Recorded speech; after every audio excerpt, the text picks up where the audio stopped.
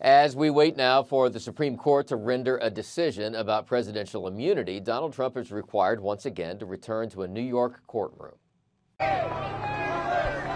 Turning his court appearance yesterday into something of a campaign stop, former President Trump met with union construction workers outside the courthouse in New York. Today, renewed focus on his relationship with David Pecker, the former publisher of the National Enquirer, who has described trying to suppress negative stories about Trump.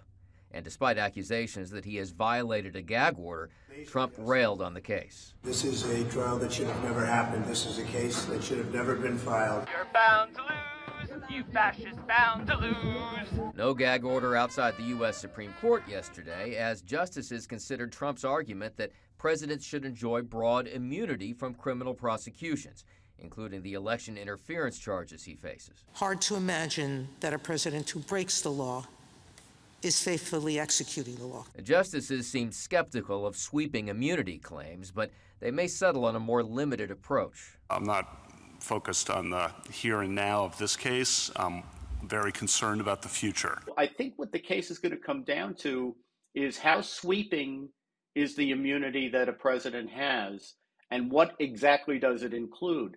And it may not be possible for the court to decide what it concludes without further proceedings in the lower courts. And if that happens, if this case gets sent back down, it makes it very unlikely that Trump's election interference trial would wrap up before the November election.